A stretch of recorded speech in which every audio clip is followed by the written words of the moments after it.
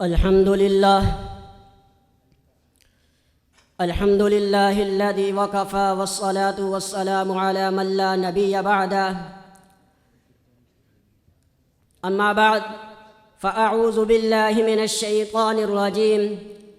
بسم الله الرحمن الرحيم. يا أيها النبي قل لأزواجك وبناتك ونساء المؤمنين صدق الله العظيم. وقال النبي صلى الله عليه وسلم سيدة نساء أهل الجنة أو كما قال صلی اللہ علیہ وسلم.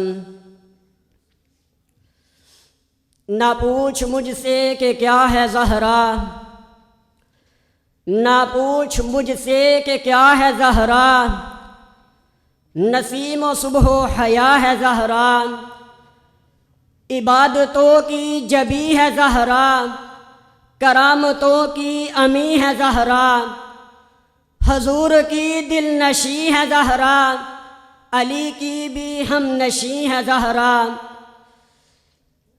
ارباب علم و حکمت اور تشنیگان علوم نبویہ، آج میں جس مشکبار عنوان سے اس محفل یاراں کو معطر کرتے ہوئے اور متلاشیان حق کے لیے جادہ حق کو واضح کرنے چلا ہوں، وہ شان فاطمہ الزہرا رضی اللہ تعالی عنہا کے عنوان سے معنون ہے. سامعین محترم، میرے نبی کا گھرانہ پوری کائنات میں سب سے پاکیزہ اور مقدس گھرانہ ہے، جہاں ملائکہ کا نزول ہوتا ہے، جہاں جبرائیل امین وحی لے کر تشریف لاتے ہیں، جہاں آسمان سے نور و تجلیات کی بارش ہوتی ہے. اس گھر میں کائنات کی ایک عظیم ہستی تھی جس پر اللہ تعالیٰ اپنی رحمت بھیجتا ہے، جس پر قرآن اترتا ہے، جو ساری کائنات کا رسول ہے.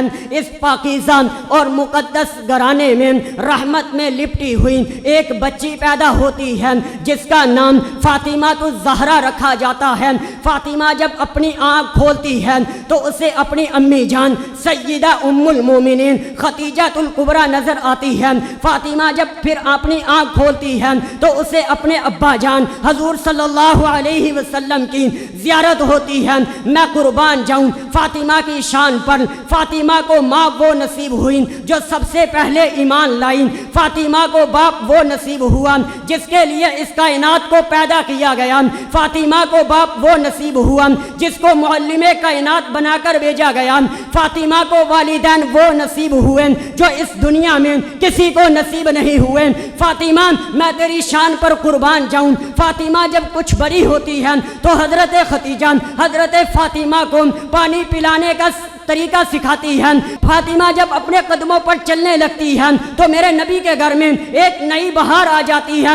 فاطمہ جب اپنے ہاتھوں میں جو چھوٹی چھوٹی چوڑیاں پہنے اپنی بہنوں کے ساتھ گھر کے آنگن میں کھیلتی پھرتی ہیں تو میرے نبی حضرت فاطمہ کو دیکھ کر خوش ہو جاتے ہیں. میں قربان جاؤں فاطمہ کی شان پر. فاطمہ کبھی حضور کی گود میں آتی ہے، کبھی حضرت خدیجہ کی گود میں آتی ہے. فاطمہ کبھی بہنیں اٹھاتی پھرتی ہیں کیونکہ ان کے ہاتھوں میں دنیا کا سب سے بڑا کھلونا آ گیا.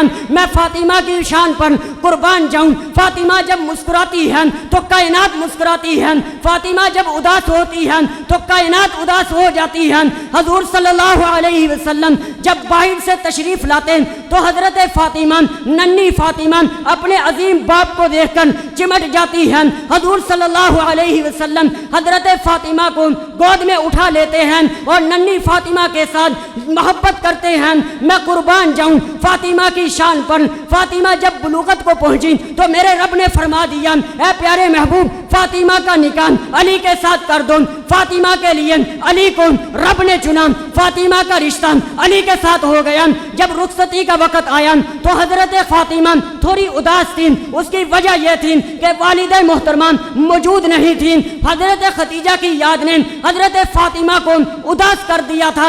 رخصتی ہو گئی. حضرت علی کے گھر رخصتی ہو گئی. حضور کی سب سے چھوٹی اور لاڈلی بیٹی علی کے گھر کی زینت بن گئی. خاتون جنت جب حضور صلی اللہ علیہ وسلم کے پاس تشریف لے جاتی تو میرے نبی حضرت فاطمہ کو دیکھ کر کھڑے ہو جاتے، حضرت فاطمہ کا استقبال کرتے، حضرت فاطمہ کے لیے چٹائی بچھاتے اور حضرت فاطمہ کو اس چٹائی کے اوپر بٹھاتے، نبوت کے لب حضرت فاطمہ کے ماتھے کا بوسہ لیتے اور میرے نبی حضرت فاطمہ پر محبتیں اور الفتیں نچھاور کرتے۔